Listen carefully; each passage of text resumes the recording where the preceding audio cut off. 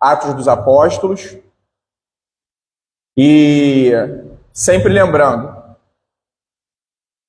existe um outro título, né, para esse livro, que não perde a essência do que o livro quer dizer, e sempre que eu lembrar, eu vou estar buscando dividir isso com vocês. Atos do Espírito Santo através dos apóstolos. E isso já diz muito para a gente aqui, né? Essa obra que o Senhor tem confiado a todos nós, que é a plantação de mais uma congregação, né? E nós estamos vendo, ao longo do estudo do livro de Atos, nós vimos também no domingo passado, né, na noite do batismo, naquele texto que Jesus incentiva, né? Ide, preguem o evangelho, batize em nome do Pai, do Filho e do Espírito Santo, e depois ele fala, ensinando-os. Então, nesse momento, é também um incentivo de Jesus à plantação de igreja. Por quê? O evangelho, ele acontece lá fora, com certeza, através da gente. Somos chamados a isso. Mas, vamos dizer assim, a gente forma um quartel, diversos quartéis. A gente pode enxergar cada igreja local, cada congregação assim, como um quartel. É onde nós somos ensinados. Por quem? Pelo Espírito Santo. Então, é importante a gente nunca perder isso de vista. Às vezes, a coisa pode estar acontecendo. A gente pode estar dizendo assim, prosperando numericamente, prosperando até financeiramente. Mas muitas vezes pode ser apenas um empreendimento humano. Algo do homem, sem a direção do Espírito Santo. Nós temos um Deus gracioso. A gente não pode esquecer. Nós estamos aqui no estudo do livro de Atos, mas a gente não pode esquecer da condição do coração do homem caído. Nós somos esses homens que fomos restaurados, que fomos salvos, não por nós mesmos, por uma obra graciosa de Deus. Então nós não podemos esquecer disso. Essa carne, o desejo da nossa carne é constante rebelião contra Deus. Não fiquemos achando que agora a nossa carne, ela quer fazer tudo que é da vontade do Espírito. Não. A carne obedece à carne. Não é à toa que elazinha aqui, ela está sentenciada. Se nós morrermos agora, o que acontece? E Jesus não voltou, vai voltar daqui a 10 anos. O que acontece? Nosso corpinho vai ali para a Rua dos Passos, ou vai ali para Amparo, ou vai para algum cemitério em Campos, e vai apodrecer.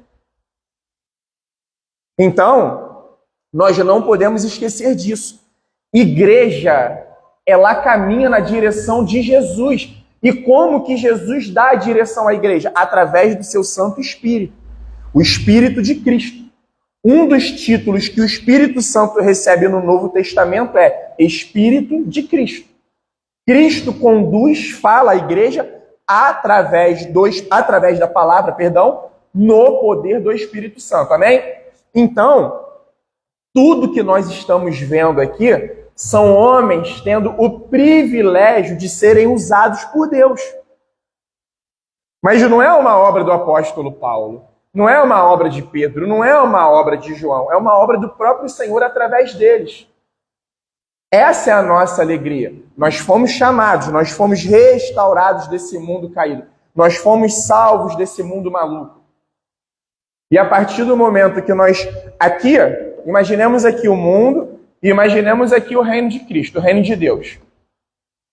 Nós tínhamos um Senhor aqui. Pecado. O diabo. A Bíblia se refere a ele como o príncipe desse mundo. O Senhor veio e nos resgatou deste mundo. Nos trouxe para o seu reino da maravilhosa luz. Chegamos nesse reino, nós temos um Senhor. Nem aqui nós éramos donos do nosso bico, como a gente fala no popular, e aqui também continuamos não sendo. O que nós precisamos compreender é que aqui nós precisamos nos inclinar para aquilo que é espiritual. Espiritual da parte de quem? Do Espírito de Cristo, do Espírito Santo de Deus. Então, é esse o privilégio que o Senhor tem nos dado, nesse momento, de nós, no poder do Espírito Santo, fazer a obra dele acontecer. A obra dele acontecer. Amém? Então nós estamos no capítulo 17 e a palavra do Senhor diz assim: tendo passado por Anfípolis e Apolônia, Paulo e Silas chegaram a Tessalônica, onde havia uma sinagoga dos judeus. Paulo, segundo seu costume, foi procurá-los e por 3 sábados discutiu com eles a respeito das Escrituras, expondo e demonstrando ter sido necessário que o Cristo padecesse e ressuscitasse dos mortos. Olha que interessante.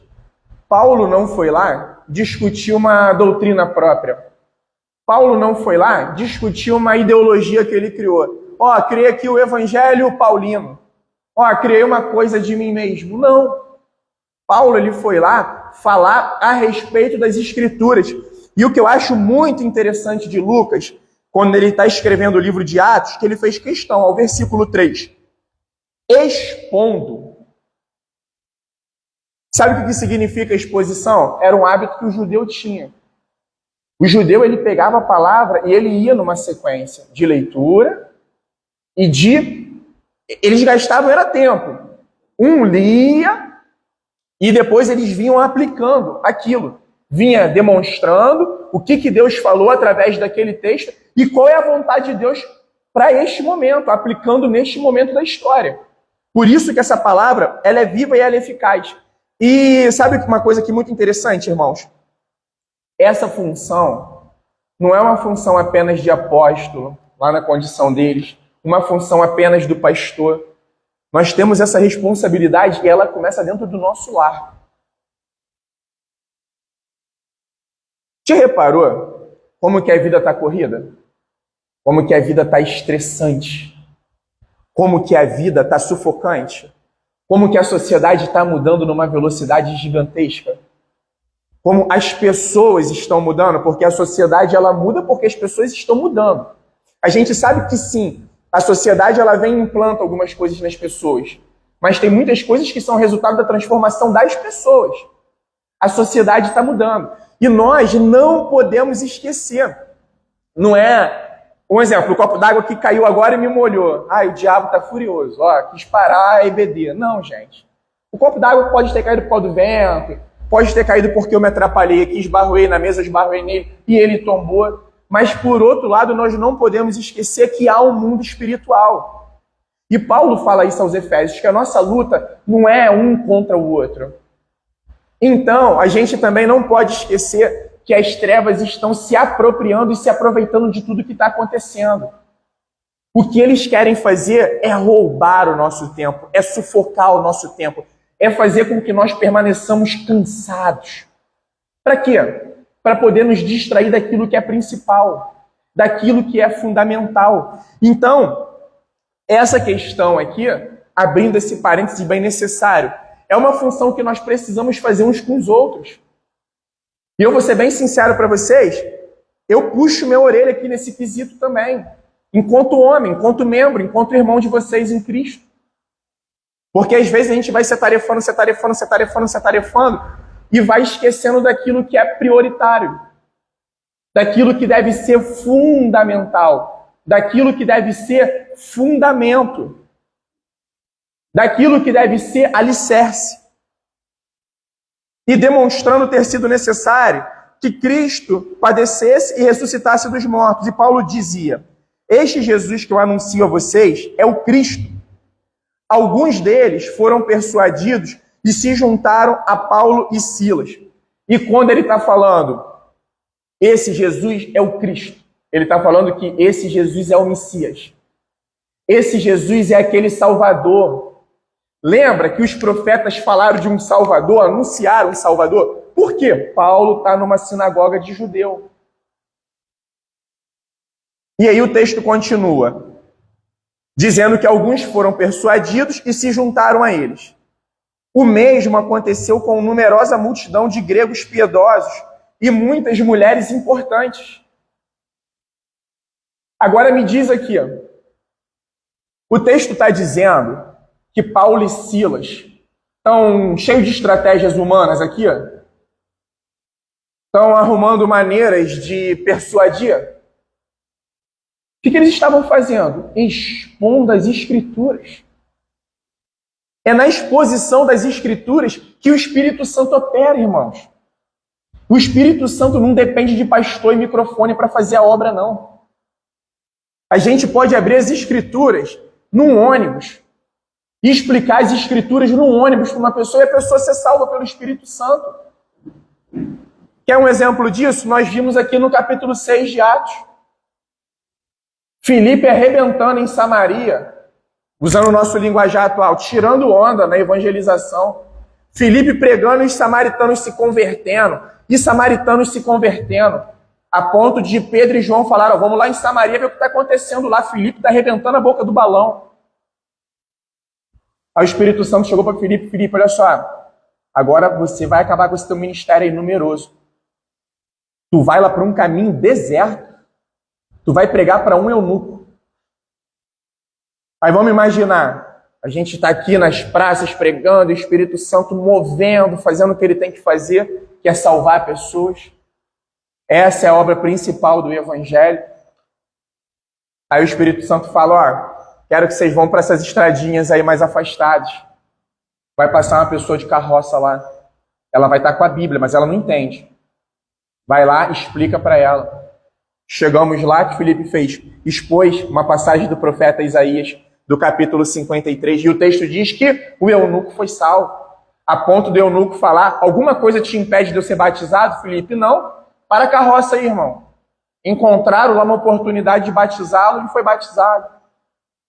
Então, o evangelho ele acontece lá fora. Sabe o que tá tendo? É claro que Deus salva no culto também, tá, irmãos? Mas parece que nós criamos essa coisa dentro do contexto das igrejas, dentro do contexto cristão. Parece que Deus só salva nos cultos. E principalmente nos cultos de domingo à noite. É tipo assim, Espírito Santo, não salva de manhã não, segura para de noite. Cara, o Espírito Santo, ele não depende, sabe? A nossa alegria. E então a gente precisa ter esse entendimento que, na verdade, a igreja, quando se reúne, ela se reúne para poder adorar e para ser ensinada. E isso é bíblico. Tem coisas que Deus só entrega ao seu povo. De repente, Juliano tem uma questão particular. Ele, Deus, talvez Deus não vai responder a ele em casa, vai responder ele na congregação. Isso é princípio do Antigo Testamento. O Alá estava falando comigo hoje de um texto de Crônicas, né, filha? Numa outra oportunidade a gente o traz. Que tá lá, Deus só trata certas coisas na reunião dos santos, na congregação dos santos. Então, isso é a igreja, e parece que a gente, tipo assim, não, só pode salvar, não, é só o pastor que tem unção, meu Deus, é ele que tem um dom da palavra. Eu quero falar isso para vocês mais uma vez, o Espírito Santo não depende do homem. O Espírito Santo não depende de ninguém, porque o Espírito Santo é Deus, amém, irmãos? É Deus. Então Deus não depende, né? Então é uma coisa que a gente precisa se policiar muito, porque às vezes a gente acha que o Espírito Santo age dentro de um ambiente que a gente cria uma rotina. E sabe que muitas vezes acontece? Não acontece conversão. Acontece decisões movidas por emocionalismo. Acabou a emoção, acabou tudo. Acabou todo o desejo por Deus, toda a vontade de obedecê-lo, de conhecê-lo. A função nossa, expor a verdade de Deus, expor a palavra do Senhor.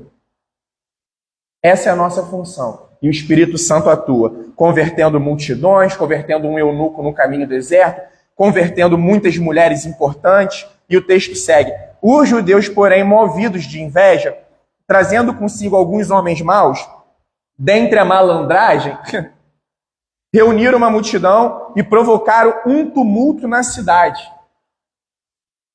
Sabe o que é muito interessante? Esse capítulo vai terminar com Paulo pregando lá em Atenas. Paulo tem que fugir daqui, fugir dali para parar em Atenas. E vai terminar dizendo que uns criam e outros zombavam. O evangelho sempre vai acontecer isso, irmãos. De repente, no contexto da igreja, a pessoa não vai levantar e zombar na cara dura, mas por dentro ela está zombando. O que eu vim fazer aqui? Que loucura é essa que eles estão falando? Que bobagem é essa? Que bobeira é essa?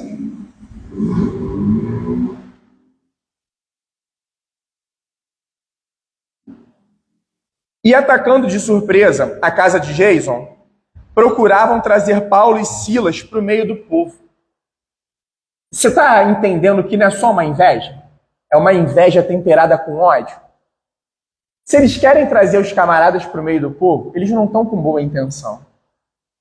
Até porque Paulo, ele consentiu na morte de Estevão, que nós vimos também, acho que lá no capítulo 5, da mesma modus operandi. Estevão, pregando para o Sinédrio, a galera movida de inveja e ódio, trouxeram Estevão para fora, meteram pedra nele, com consentimento de Paulo, ao ponto de pegarem a capa de Estevão e colocarem aos pés de Paulo. Mas só que nós não podemos esquecer que às vezes a gente fica assim, se eu tô lá, cara, eu dou um cascudo nesse judeu, dou um pescoção. Nós precisamos compreender que eles estão neste momento agindo como filhos do diabo, mas é o que Paulo está falando, é o que Jesus falou. Aquele que te amaldiçoa, abençoa ele. Eu sei que não é fácil não, tá, irmãos? Se te pediram para você andar até a Tafona com ele, se possível for até o balneário. Esse é o nosso chamado. Se nós quisermos nos parecermos com o nosso Senhor, com aquele que nos salvou. Então, às vezes a gente lê isso daqui e a gente começa, se eu tô lá. Às vezes a gente até brinca, né? Rapaz, o dia que eu chego... Fazer igual a Pedro, né? Às vezes a gente até brinca. Quando eu chegar no Éden, o primeiro que eu vou procurar é Adão. Vem cá, Adão, tudo bom? Chegar na nova terra, no novo céu, dá-lhe uma taluda em Adão. Irmãos, nós somos tão pecadores. Quem diz que se não fosse Adão, fosse Juliano, Gilberto, Jorge lá, Léo, Arthur, meus irmãos ali, não aconteceria a mesma coisa? Esquece o nome Adão e Eva. Eles são uma representatividade do que nós também escolheríamos, possivelmente. Quantos de nós, muitas vezes, nos deleitamos no pecado, preferimos o pecado? Porque se não fosse assim, Cristo morreu em vão pela nossa vida. Nós precisamos tanto quanto eles. E eles, os 6, porém não os encontrando, arrastaram Jason e alguns irmãos das autoridades gritando: estes que promovem tumulto em todo o mundo chegaram também aqui. Olha o que está acontecendo. Olha a visão do não crente sobre os crentes. Esses caras estão fazendo um tumulto no mundo. Sabe quando Jesus falou para a gente ser sal e luz? Jesus queria que nós fizéssemos isso. Um tumulto. Mas é um tumulto no bom sentido. Gilberto está dentro de uma repartição pública, aonde quase todo mundo lá escolheu se corromper. Qual é o tumulto que ele pode causar lá no meio, sendo um servo fiel de Cristo? Não se corromper. Escolher não se corromper. Falar, eu não vou fazer parte disso. Não é isso que eu quero. Não é Gilberto fechar a porta e tacar fogo em todo mundo. Ok, meus corruptos. Não é isso que Jesus está chamando. Eu não vou. Mas, cara, Gilberto pode pagar com a vida. Ué, talvez ele vai ter que pagar com a vida mesmo. Talvez os caras vão ficar, rapaz, não é bom deixar Gilberto sair e vai que ele abre a boca. Vai que ele faz alguma coisa contra o nosso esquema aqui, um exemplo. Olha como é que está ficando as coisas, irmãos. Olha a velocidade que o errado está se tornando certo. Antigamente as pessoas faziam seus erros e elas se gloriavam às escondidas. Hoje não. Hoje é em alto bom som. Hoje o cara está na padaria, 6 horas da manhã, roubei mesmo, se eu não roubasse, outro fazia. Eu tenho 3 famílias mesmo. Hoje as coisas estão assim. Esse é o nosso chamado. Pô, Gilberto, tu pode chegar mais rápido, cara. Teu objetivo aí não é trocar de carro, irmão. Pô, teu objetivo aí não é fazer uma poupança bem poupuda. Agora é a hora. A gente pode escolher esses caminhos mais rápidos e nos parecermos com o nosso pai, o diabo. Ou escolhermos o caminho estreito. Apertado ele é. E seguir o Senhor. Por quê, irmãos? Isso é uma decisão de fé. Se a gente não tiver fé em Deus, em Cristo, a gente se corrompe, a gente se entrega. Sabe por quê? A gente vai pensar assim, pô, que maluquice é essa? Eu vou abrir mão aqui de ganhar 50 mil numa canetada só? Pra quê? Tu acha que Deus está olhando? Isso é questão de Antigo Testamento. Salmo. Davi falando, eu procurei um justo, não achei um justo sequer. Sabe o que eles falam, Senhor? Que o Senhor não está vendo, que o Senhor está indiferente. Tipo assim, pô, vou botar 50 conto aqui no meu bolso. Ah, esse negócio de Deus. Rapaz, a gente só não toma essa atitude mesmo. Beleza, por integridade, baseado nas leis do Senhor, porque elas regem a sociedade. É essa lei que estão destruindo também, né? O Ocidente, ele é todo estabelecido nos princípios judaicos cristãos. Ou porque a gente tem fé no Senhor. Se a gente não tiver fé no Senhor, irmão, a gente se entrega, a gente vai, a gente derrapa. A gente escolhe o pecado.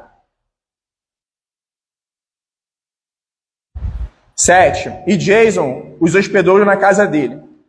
Todos estes agem contra os decretos de César, dizendo que existe outro rei chamado Jesus.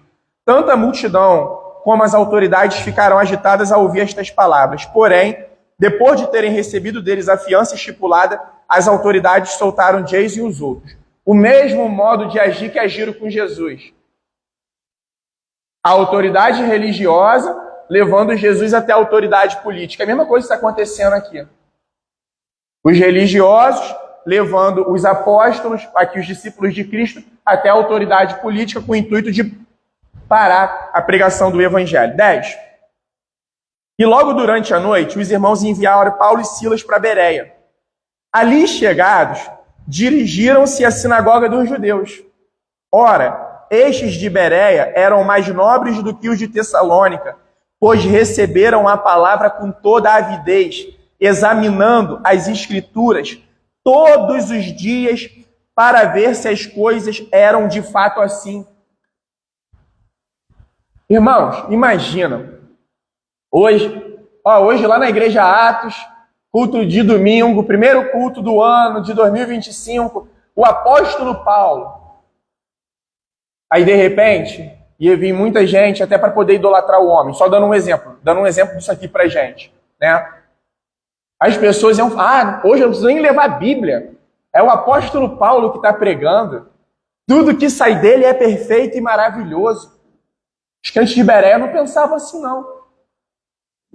Mesmo que fosse Paulo falando ali com toda intrepidez e ousadia, eles estavam aqui, experimentados na palavra, buscando na palavra. E olha o título que Paulo usou para eles. Eles eram mais nobres.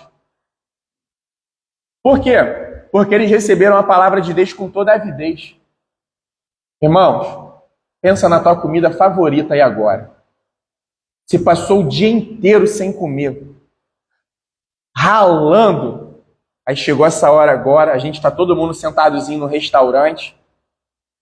Pensa na tua melhor comida. E aí tá chegando lá, a pessoa trazendo aqui agora na bandejinha. Para uns é uma pizza, para outros é uma lasanha, para outros é uma feijoada, outros é um feijão com arroz e um bifão. Chegando agora, como que a gente fica ali? Bacalhau com batata, a gente fica ali cheio de fome, com vontade de comer, né? Foi assim que os crentes de Bereia receberam a palavra do Senhor. Com avidez, sabe? E a gente, quando está ali se deliciando naquela comida, saboreando, era isso que eles estavam fazendo. Eles estavam saboreando aquilo, mas eles estavam experimentando aquilo. Assim nós precisamos ser. É uma coisa que se perdeu nos dias de hoje também, irmãos. Eu nem fico perguntando, você que ora, levanta a mão, você que busca na palavra. Não tem necessidade de fazer isso na igreja, porque cada um sabe da sua necessidade, irmãos. Cada um sabe daquilo que precisa ser feito.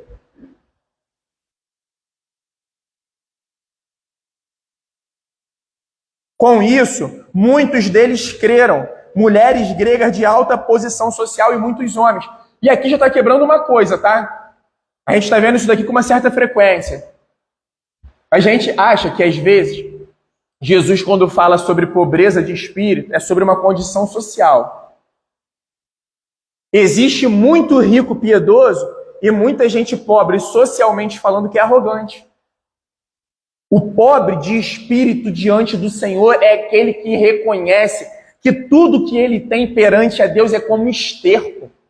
Ah, eu tenho terreno, eu tenho pix alto, eu tenho poupança. Isso diante do Senhor é como esterco. Senhor, eu sou completamente eu careço do Senhor. Eu sou completamente necessitado de Ti. Eu reconheço que nenhuma dessas minhas riquezas podem fazer nada por mim, Senhor. Elas não podem me dar nem mais um segundo de vida se assim o Senhor não autorizar. Eu posso pagar os melhores hospitais, mas minha vida está na sua mão, Senhor. O piedoso é esse. É aquele que não tem preocupação em repartir, em dar. Pelo contrário, ele entende que é muito melhor dar do que receber. E aqui está dizendo que o Espírito Santo está convertendo pessoas com alta posição social.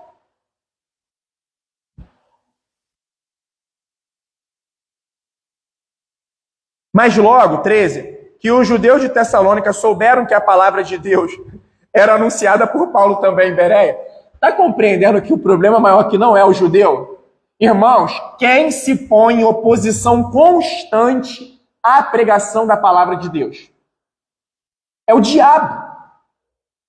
Pode ter certeza, se você está num culto, a palavra está sendo pregada e anunciada, está tendo muita interrupção, isso não é o Espírito Santo.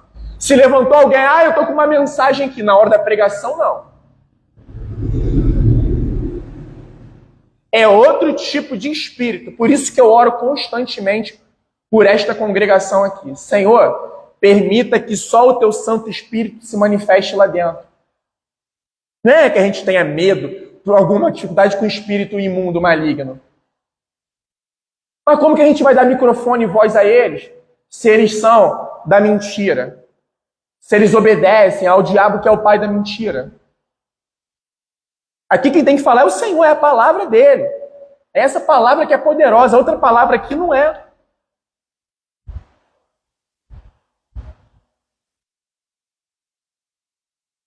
E eles sabiam que a palavra de Deus estava sendo pregada, aí diz o 13, o finalzinho, foram lá para agitar e perturbar o povo. Então os irmãos fizeram com que Paulo fosse imediatamente para os lados do mar. Porém, Silas e Timóteo, eles continuaram em Bereia. Os responsáveis por Paulo levaram-no até Atenas e regressaram trazendo ordens a Silas e Timóteo para que fossem encontrá-lo o mais depressa possível. Entendeu o que aconteceu? Paulo chegou em Bereia, o bicho pegou. Paulo teve que sair correndo de Bereia. Foi para Atenas. Mas Paulo falou, olha só, Timóteo e Silas ficaram, mas manda eles também me acompanharem. Sabe por quê, irmãos? Outra coisa importante. A ordem de Jesus foi ir de fazer o quê? Fazer discípulos. Ide, pregai o evangelho, fazer discípulos. É isso, é a sequência. Fazer discípulo requer tempo. Nós pregamos o evangelho. Uma pessoa de 90 anos se converteu. Ela é um bebê espiritual. Isso é bíblico. Ela precisa de leite. Se tu der alimento sólido para um bebê, o que acontece, irmãos? Ele morre. Por quê? Além do engasgo, o organismo dele não está pronto para poder digerir o alimento sólido. As coisas vão acontecendo aos poucos, é um processo. Essa também é uma das funções da igreja local. Nasceu alguém se converteu. Alguém foi convertido. Você precisa agora cuidar desse bebê, acompanhar. Por isso que você viu que que Silas e Timóteo permaneceram em Bereia. As pessoas estão sendo convertidas agora, elas precisam ser alimentadas, com alimento sólido.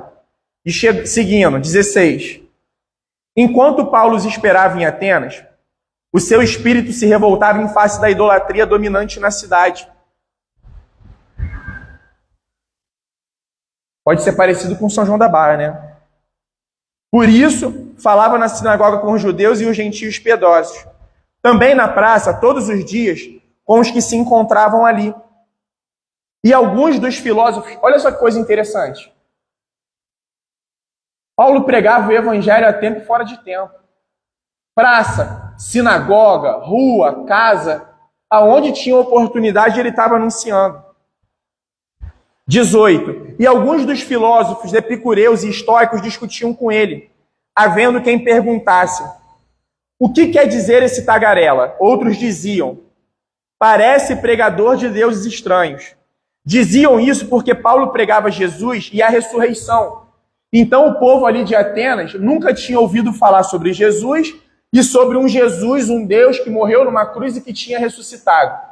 E eles estão falando: pô, quem é esse cara aí que está falando essa maluquice aí que não para de falar, esse tagarela?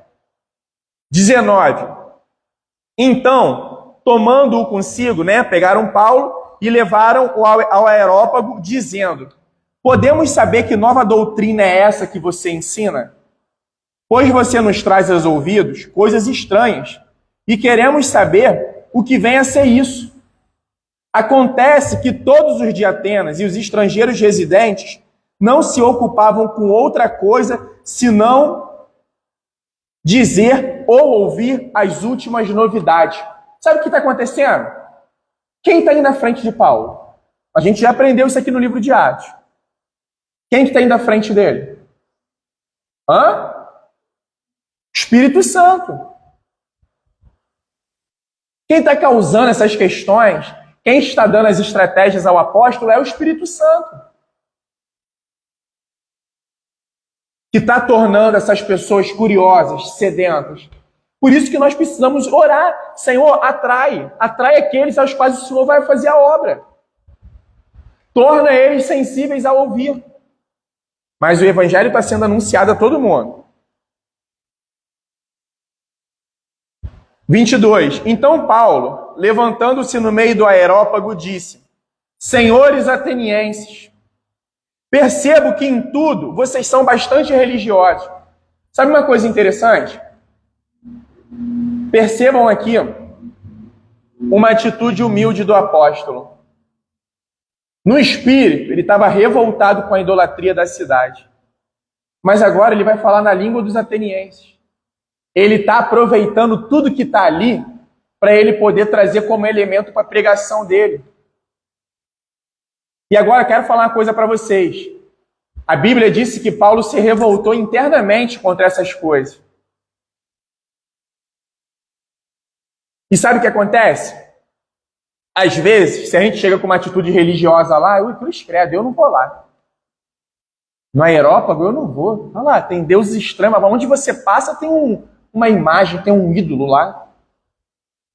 Não, vou ficar reprovando eles em tudo. Não falo que vocês estão errados. Essa é uma atitude religiosa. Eu fico imaginando Paulo chegando numa estratégia aqui e olhando, irmãos, tem pessoas que não professam a nossa fé lá na praça lá, tem um ali fazendo um churrasco, tem outro ali comendo um hambúrguer, tem outro ali no pastel, tem outro aqui no... Vamos lá. Dentro da linguagem deles, vão apresentar Jesus a eles. Talvez uma atitude religiosa, eu não vou. Olha lá, o trailer está vendendo bebida alcoólica ali, eu não vou, eu não falo. Dando um exemplo. E ele segue. Eu percebo que vocês são bastante religiosos, porque andando pela cidade e observando os objetos de culto que vocês têm, encontrei também um altar no qual aparece a seguinte inscrição: ao Deus desconhecido. Pois esse que vocês adoram sem conhecer é precisamente aquele que eu lhes anuncio.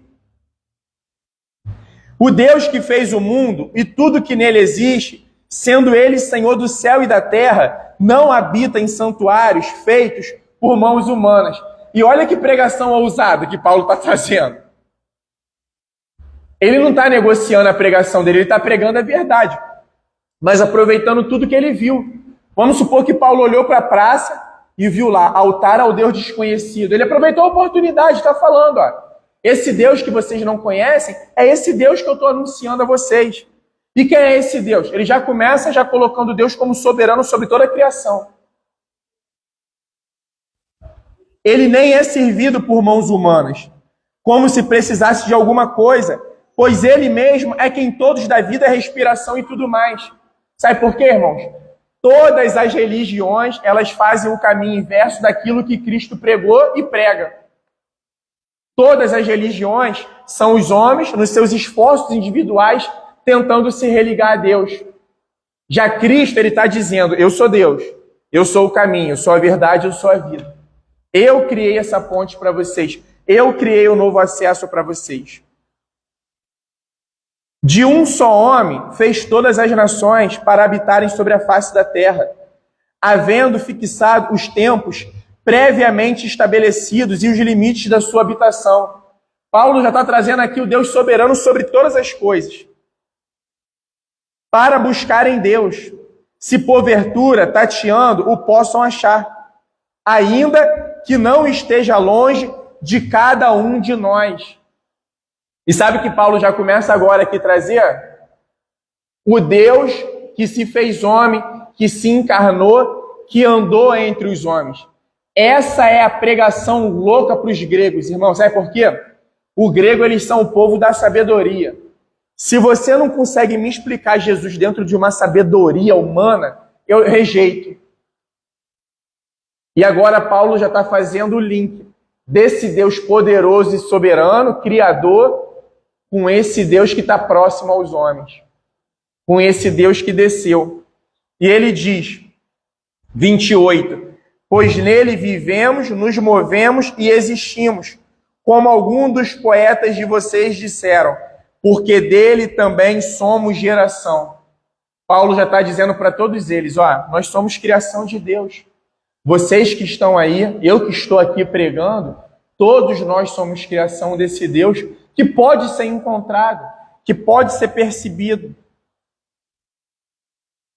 Portanto, visto que somos geração de Deus, não devemos pensar que a divindade é semelhante ao ouro, à prata ou à pedra, trabalhado pela arte e imaginação do homem. Por que Paulo está falando isso? Porque nós somos idólatras, irmãos. É que nem Jesus, desenvolver uma imagem de Jesus aí. E quantos Jesus a gente tem na nossa casa? De prata, de ouro, de bronze, de madeira, de gesso, de porcelana, enfim, do que for. Por quê? O nosso coração é inclinado a idolatrar. E aí o que Paulo está dizendo é isso. Por mais que esse Deus seja perceptível, por mais que esse Deus veio andar entre os homens, ele não se resume ao material. Deus não levou em conta os tempos da ignorância, mas agora ele ordena a todas as pessoas em todos os lugares que se arrependam. É o que ele está falando para os gregos. Deus traz salvação para vocês. Deus traz oportunidade de vocês se arrependerem. Está vendo essa quantidade de Deus aí que vocês estão idolatrando? Deus entende que vocês fizeram isso no tempo da ignorância, mas agora está acabando a ignorância. O evangelho está chegando. É por isso que eu digo, um exemplo hoje, nós que estamos aqui nessa escola bíblica diante da palavra de Deus, a nossa responsabilidade diante de Deus está aumentada. A gente já não tem mais como dizer, eu não sabia disso, sabia. Você que não quis. Você que abriu mão. Você que rejeitou esse entendimento.